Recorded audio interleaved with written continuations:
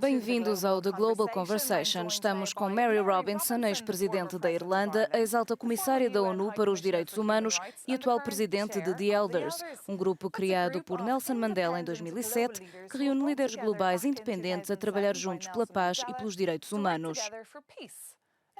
Mary Robinson, muito obrigada por estar connosco em The Global Conversation. O prazer é todo meu. Passou mais de um ano desde que a pandemia foi declarada pela Organização Mundial da Saúde. Desde então, o mundo e a Europa vivem praticamente em modo de crise. Não temos números reais, mas a pandemia está a aumentar o fosso entre os países, populações e classes sociais. Qual é o impacto a longo prazo? É muito preocupante. Os elders têm falado muito da Covid e do aumento de todas as desigualdades raciais, de género e do aumento da marginalização dos deficientes, dos migrantes, dos refugiados. Tudo isso foi exacerbado. E vai ser difícil, porque, em pano de fundo da crise da Covid, temos a crise climática. Por isso, a recuperação pós-pandemia tem de estar alinhada com a necessidade de reduzir as emissões de CO2. Estamos no início de uma década muito complicada. As desigualdades são muito reais e as pessoas estão a sofrer muito. E vamos provavelmente voltar a falar nisso. As mulheres, em particular, foram extremamente afetadas pela crise. Os estudos mostram que as mulheres assumiram a maioria do trabalho de cuidadoras, nomeadamente das crianças. Estamos em 2021 e as mulheres na Europa ganham em média 14% menos que os homens. E existem grandes diferenças entre os Estados-membros. Por que razão devemos resolver rapidamente este problema? É muito importante abordar o que a ONU, e em particular a ONU Mulheres, chama igualdade de gerações. Este ano, marcamos o 25º aniversário do Programa de Pequim para a Autonomia das Mulheres. Na verdade, foi no ano passado, mas a celebração é este ano. O trabalho feminino tem sido reconhecido na saúde, nos cuidados à família, na limpeza dos hospitais. Empregos mal pagos, que agora valorizamos, porque mantêm abertos locais que, de outra forma, não estariam abertos. Apesar disso, o desemprego aumentou mais entre as mulheres, porque elas trabalhavam em setores como a hotelaria e o comércio, muito afetados pela Covid. As mulheres assumiram o trabalho de cuidadoras e tiveram de abandonar o emprego para acompanhar os filhos, que seguiam as aulas em casa, ou para cuidar dos idosos. Pensa que esta pandemia pode servir de alerta para a Europa?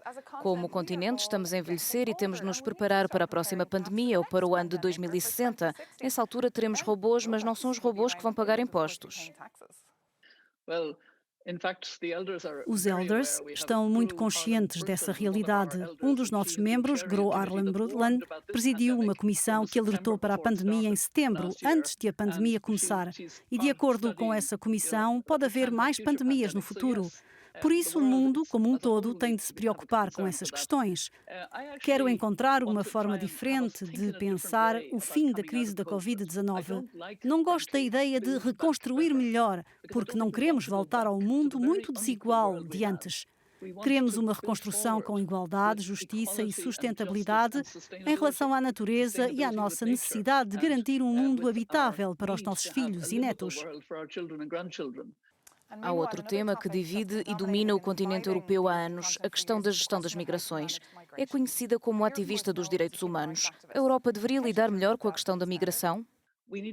Precisamos de um sistema muito mais justo na Europa. Não podemos deixar que os países do Mediterrâneo, em particular a Itália e a Grécia, carreguem o fardo desproporcional da imigração. Não é justo. Essa realidade já dura há demasiado tempo. As migrações devem ser geridas de forma mais justa. Os migrantes que deixam os seus países porque estão em perigo são pessoas empreendedoras, são corajosos e constroem sociedades onde quer que cheguem. É essa a experiência que temos.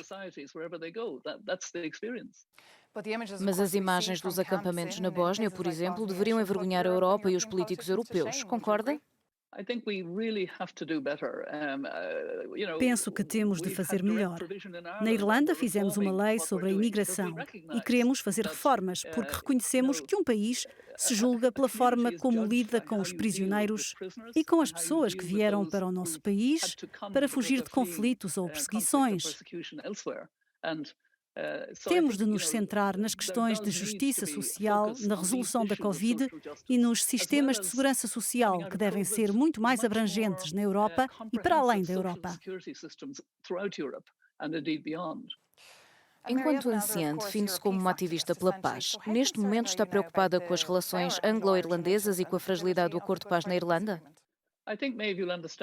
Como poderá compreender, é um assunto sobre o qual não posso falar como ex-presidente da Irlanda. Quero ficar de fora da política em geral, mas sigo esse processo de perto com paixão. Não quero dizer nada porque as coisas estão um pouco tensas atualmente e isso não é bom. Passemos a um tema em que está muito à vontade, as alterações climáticas. Já nos falou desse problema. Aqui em Bruxelas houve um alvoroço esta semana entre os responsáveis que tentam agir na área do clima, porque John Kerry esteve aqui e prometeu ajudar a União Europeia a alcançar as metas ambiciosas do Pacto Ecológico Europeu. O que devem fazer os políticos e a indústria para garantir que a Europa atinja a neutralidade carbónica até 2050? Temos duas grandes áreas de trabalho este ano: a Convenção sobre a Diversidade Biológica na China e a Conferência sobre o Clima. Os dois eventos tinham sido adiados no ano passado. Todos os países, todas as empresas, grupos de investimento e comunidades devem comprometer-se com a redução das emissões de CO2 até 2050 e traçar um plano faseado para consegui-lo.